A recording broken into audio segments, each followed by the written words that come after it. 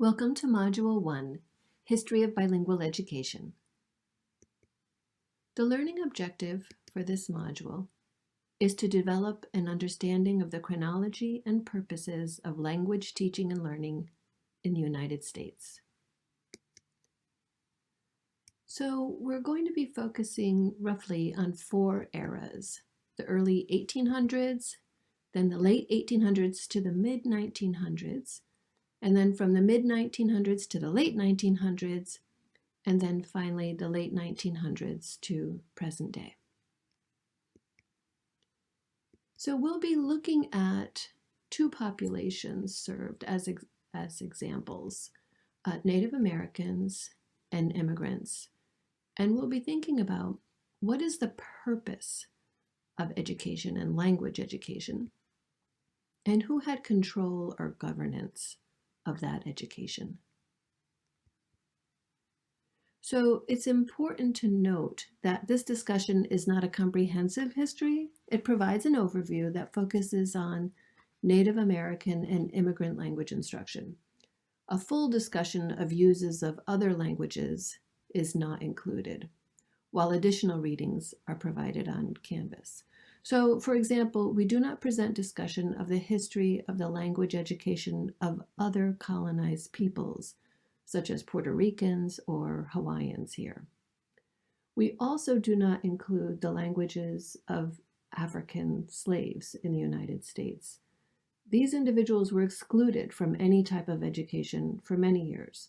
By the time of emancipation, where schooling of freed slaves occurred, it occurred in English. Also, users of American Sign Language are not included in this discussion, and Anglo-American English speakers are considered really only first in the context of learning a second language or foreign language, and then in later modules in the context of their participation in dual language programs.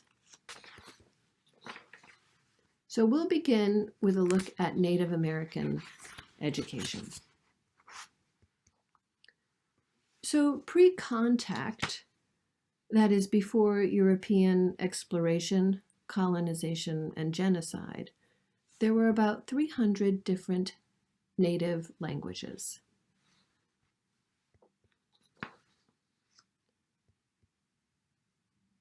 In terms of the purposes and governance of North American Indian education, the education was really social, vocational, and spiritual.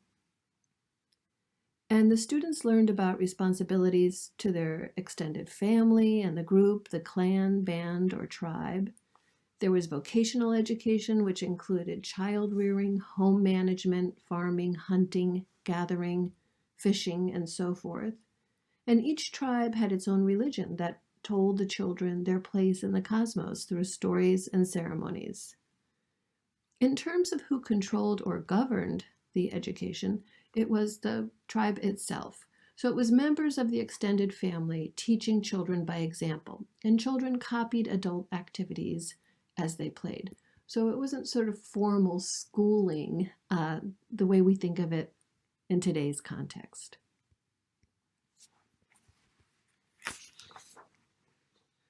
As the language of colonizing forces impacted surviving Indian communities, Native Americans made instruction available in English and in the native tongue. While linguists do not agree on all the specifics and details, it seems that most agree that the Native American indigenous languages were oral languages. And many agree that the first indigenous language to be written down was Cherokee, and this was due to the fact that Sequoyah single-handedly invented the Cherokee writing system, which was a syllabary that represented all the sounds in the Cherokee language. He graphized the language to create an orthography. This writing system spread widely within the Cherokee tribe, and you can see here a bilingual Cherokee English newspaper from 1828.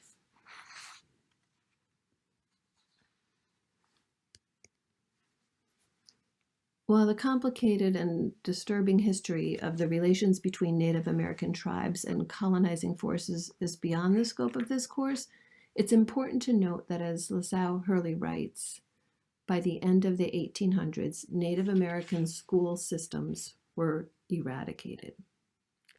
Language education through Spanish mission schools of California, the English-speaking religious schools supported by the U.S. government on Native American reservations, and the government-controlled Bureau of Indian Affairs boarding schools all played an important part in eradicating Native American-controlled schools, and thus their native languages. So here we'll take a quick look at the boarding schools.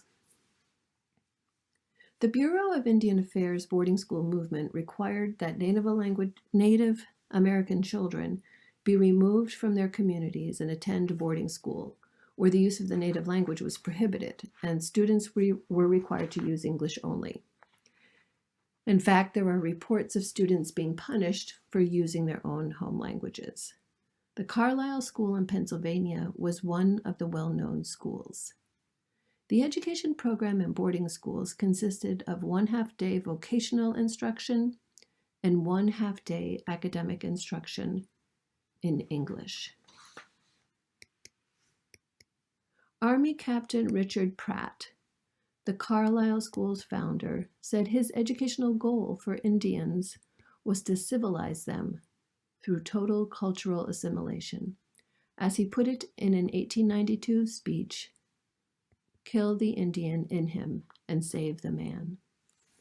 These schools were ultimately criticized during the era of progressive education movement in the early 1900s because the vocational part of the curriculum was seen as, quote, labor to support the running of the school to save the government money, unquote.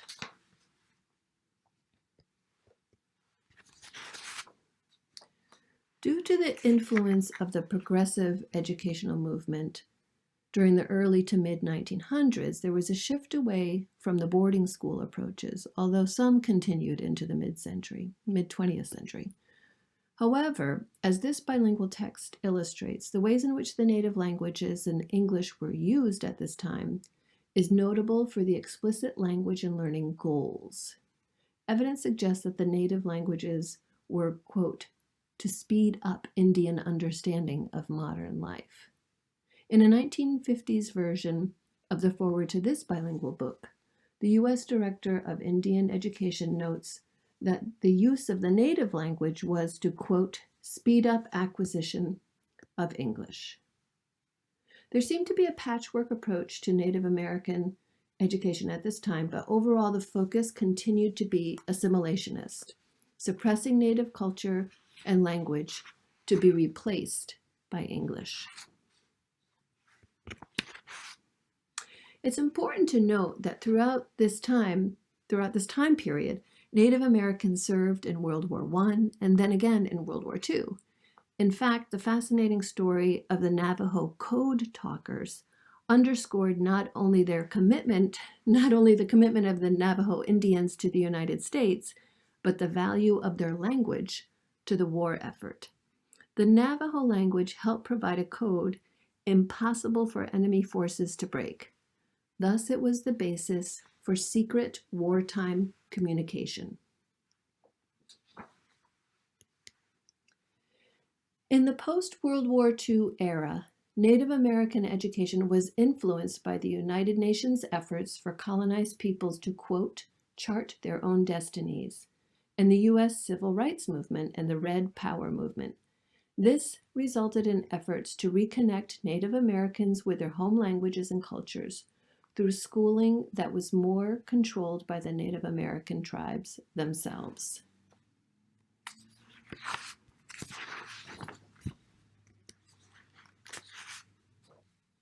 These efforts, which, as we will see in future modules about legal actions, eventually led on a long and winding path toward today's current trends, in which Native American groups are reclaiming and regenerating their languages and cultures through various educational approaches, most of which make use of the mother tongue. These practices include revival, revitalization, and reversal of language shift.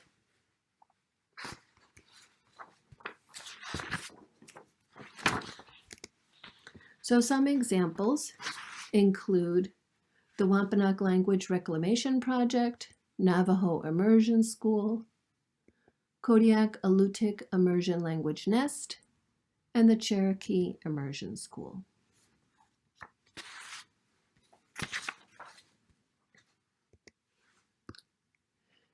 As 2010 MacArthur Fellow Jesse Littledoe Baird has noted about the Wampanoag Language Reclamation Project, reclaiming our language is one means of repairing the broken circle of cultural loss and pain. To be able to understand and speak our language means to see the world as our families did for centuries. It's interesting to note that even while issues of control and purpose for Native American education are being resolved, there are interesting new technical and curricular challenges to consider. Here we see the efforts taken by the Cherokee to include Cherokee font on smartphones and computers. And here, Navajo schools voicing a concern of many Native Americans by noting that the current generation of Navajo children enter their bilingual school needing Navajo as a second language due to decades of generational language loss or language shift. So before we shift our attention to bilingual and dual language education for immigrants, this would be a good time to pause the video and reflect on how issues of purpose and control or governance of education influence language teaching and learning in the U.S.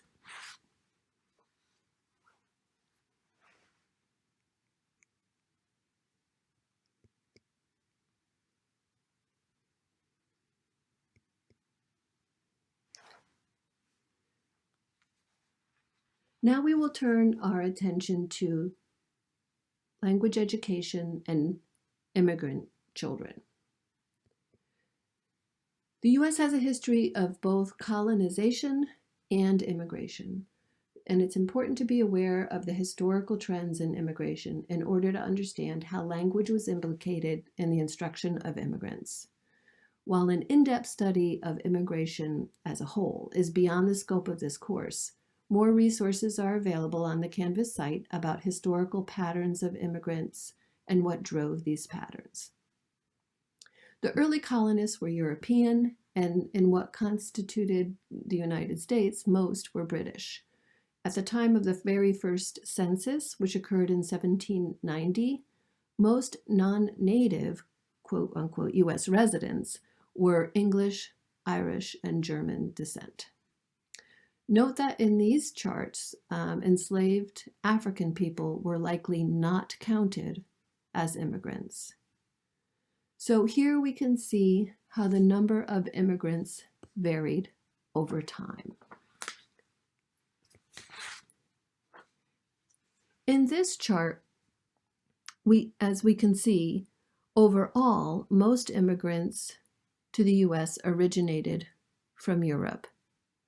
I want to note here that I've used information from a really teacher-friendly website published by Scholastic. It might be helpful for you in your work with older elementary students. And as this third chart shows, the trends of areas of origin have changed throughout various historical eras. Your readings on Canvas explain patterns of immigration and how they were impacted by laws, as well as other influences. It's important to note that the immigrants brought their languages and literacies with them to the U.S. Language diversity was the reality in the early years of the U.S. In fact, it was a German language newspaper that first reported the American Declaration of Independence. English readers would have to wait a day later to read the English text in the Pennsylvania Evening Post. Meanwhile, as early as July 6th, translations of the Declaration of Independence were made available in other languages. The bottom here shows one of the few existing copies in German. Language diversity continued from the earliest years onward. Newspapers have continually been available in many languages, as can be seen from these examples.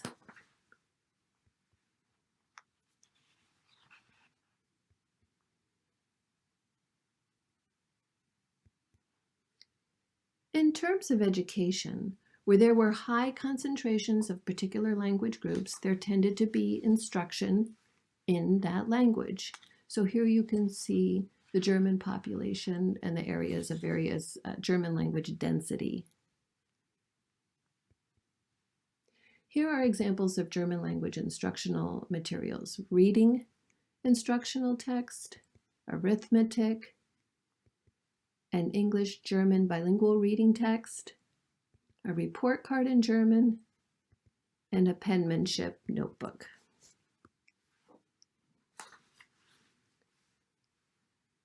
However, it was not just the German immigrants who provided bilingual education. Dual language instruction or non-English instruction was offered in more than a dozen states, and languages included German, Swedish, Norwegian, Danish, Dutch, Polish, Italian, Czech, French, and Spanish.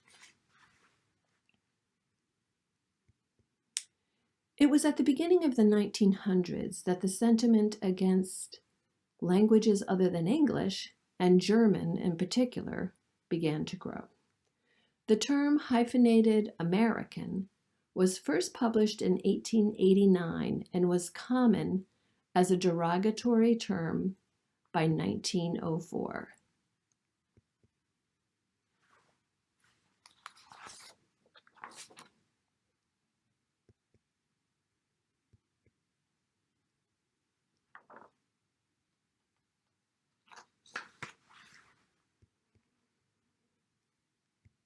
Anti-German sentiment was strong, but this also spread to other language groups as well, and furthered the suppression of languages other than English in many regards.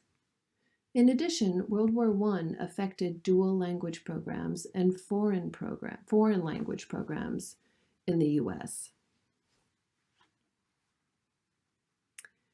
Former President Theodore Roosevelt denounced hyphenated Americanism, insisting that dual loyalties were impossible in wartime. In Iowa, in the 1918 Balboa Proclamation, which you see an image of here, the governor prohibited all foreign languages in schools and public places. The response of German Americans to these tactics was often to, quote unquote, Americanize their names. So, for example, Schmidt was changed to Smith, Mueller to Miller, and the Germans also limited the use of the German language in public places, especially churches.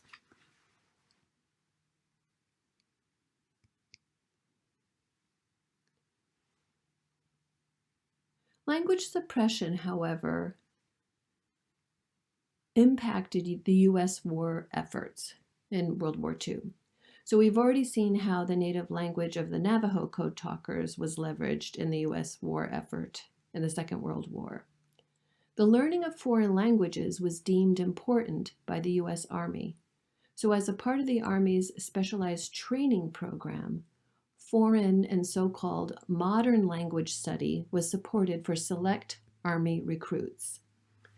The focus on intensive drill and practice in oral language learning, in combination with behaviorist understanding of language learning at the time, resulted in audiolingual method of language instruction.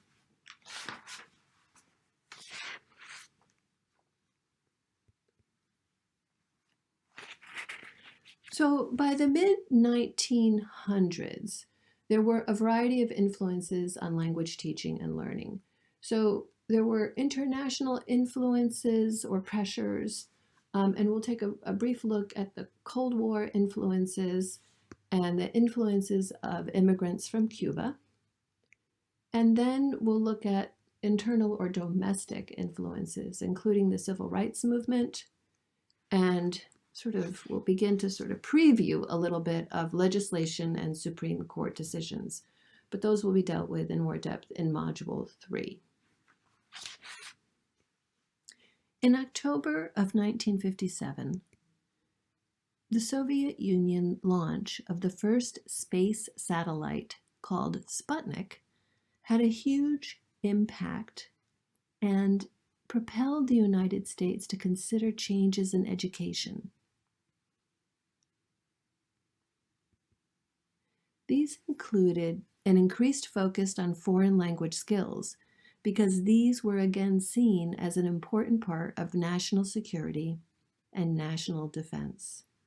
Foreign language programs were reintroduced and reestablished based on the funding provided by the National Defense Education Act.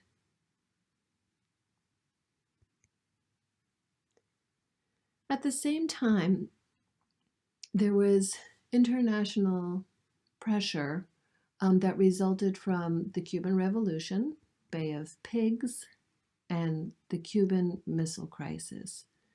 This resulted in a tremendous influx of Cuban exiles and refugees to Florida.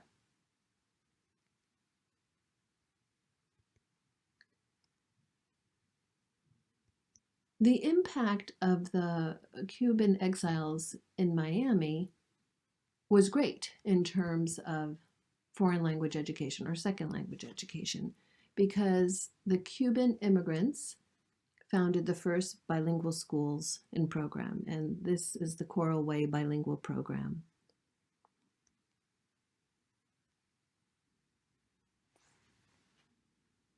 At this time, the civil rights movement had an impact on language rights.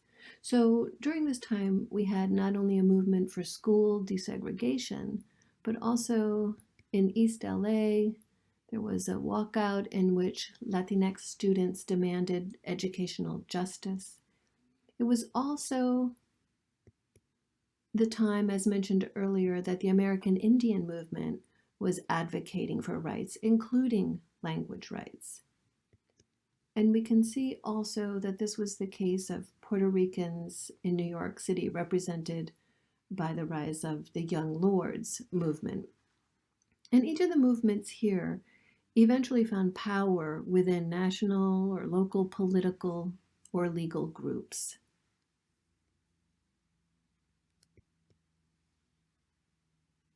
The pressures of these various groups resulted in legislation and Supreme Court decisions that impacted the language rights and greatly influenced the language teaching and learning. So first we had the passage of the Elementary and Secondary Education Act, which included Title VII, which was called the Bilingual Education Act. And we'll talk more about that in Module 3. We also had an enormous Supreme Court decision called Lau versus Nichols that also greatly impacted bilingual instruction. So in summary, we can sort of see here that there were this variety of influences on immigrant language education and language education overall. So sort of the mid-1900s, there was a lot happening, and it all sort of expanded opportunities for language and learning. So all of these influences combine to have an impact on bilingual and dual language education and language study in the United States. So in terms of bilingual education, dual language education, we see that these forms of education grew throughout the US from the 1970s through the 1990s. And as we'll see in Module 3, some forms were arrested in the late 1990s due to legislation in various states. Other forms have had a resurgence since the 1990s into the 2000s. Modern language study, also known as foreign language study, grew rapidly in the 1960s and 70s and then decreased toward the end of the 20th century. By the late 1900s, there were some common models of bilingual or dual language education, including transitional bilingual education, developmental bilingual education or maintenance bilingual programs, one-way immersion or modern language immersion, heritage language programs, and two-way immersion or dual language immersion. We'll be talking about the elements of these models in Module 2. So take just a moment to pause and reflect on the chronology and purposes of language teaching and learning in regard to immigrant populations.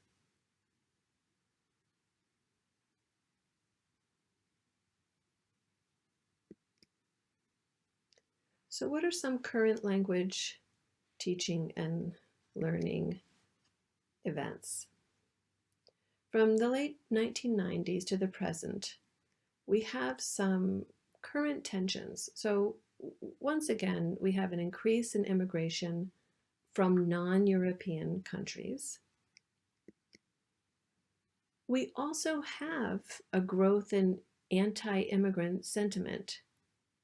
We have more current legislation, starting with No Child Left Behind and the Every Student Succeeds Act. We have a growth in anti-bilingual education laws, California, Arizona, and here in Massachusetts. At the same time, we've been having a growing acceptance of the benefits of bilingualism and biliteracy, and a growth in the two-way immersion model of bilingual education. And finally, we have a growth in heritage language programs and language revitalization programs. So we see that we have the sentiments that are driving the politics and legislation, along with changing demographics. We have brain science and educational research, and continuing cultural identity movements. And all of these are pressures and tensions that come together to impact language and learning in our schools. So thinking about the history of bilingual education and the purpose and who has control and who's governing the schools really results in us understanding how complex an issue this really is. Please see Canvas for a detailed description of Assignment 1 and how you need to submit it. Thanks very much. This concludes Module 1.